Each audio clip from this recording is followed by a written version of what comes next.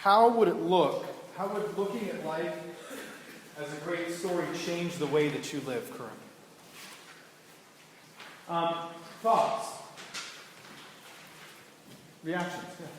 Well, I think it would change it from static to dynamic.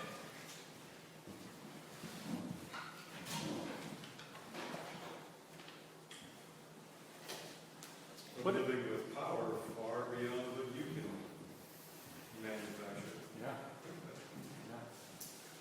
What does this stir in you? What questions? What thoughts? What does this bring up? Purpose. Didn't have one. Yeah. Victory when we see losing. Yeah, all is not lost. We sure see that. Oh, yeah. What else?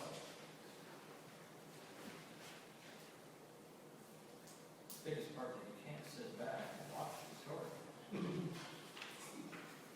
It's basically a call to rescue. Right. If you are the heroic, playing a heroic part in it, as you've been called to do, to fight the enemy that's been assembled against you. Can't go crawl in the hut, get in your sleeping bag, and go to sleep, and let somebody else do it. We'll rescue those that are in danger. Because what's the alternative, really? I mean, you're either fighting for or you're getting hammered. Guys, the reason why I wanted to share this story with you is because it really sets the stage and it sets the tone for the other two sessions that we're going to be doing tomorrow. I know that some of you aren't going to be able to stick around, and our prayers are with you as you travel. If you're able to stick around, if you're able to come back tomorrow, I would very much encourage you to do so. Because now it gets to the point where we're going to talk about how do we apply this? What does this look like now that I've been awakened? I was on the slope for 2 weeks. I just got back on Wednesday. And when you can't sleep, I watch movies. There's not a whole heck of a lot else to do up there, but sleep, work, and watch movies. And so I watched The Karate Kid. And I haven't watched that movie in forever. You guys remember that film? Remember when Mr. Miyagi takes on the guy, the kid, and one of the things he has the kid do is what? Wax the floor. Wax on, wax off, right?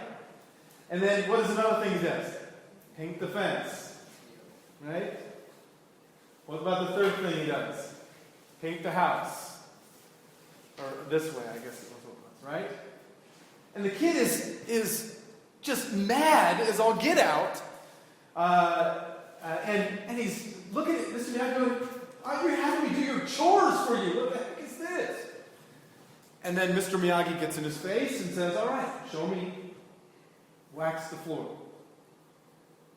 And so he's like waxing the floor, okay, show me paint the fence. And then Mr. Miyagi starts throwing in the moves. And then he gets it. He understands what all of these things that Mr. Miyagi's been trying, the mundane, everyday situations that we find ourselves in. What is God teaching us in those? And in light of what we've just seen, He's probably teaching us much more than just changing diapers, fixing cars, paint the fence, wax on, wax off. And that is the meat and potatoes that we're going to be getting into tomorrow. And so I welcome you to come back for that. Those of you that are sleeping the night, you don't have a choice, do you? So we've got about 7 questions. I don't expect all of them to be answered. Yes? I think if we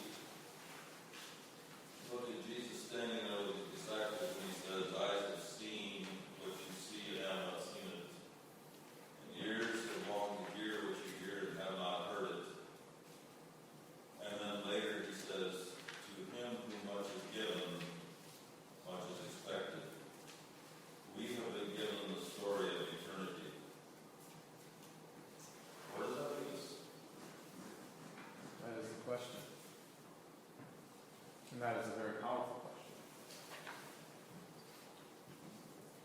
The big ones that I would like you to consider is number two,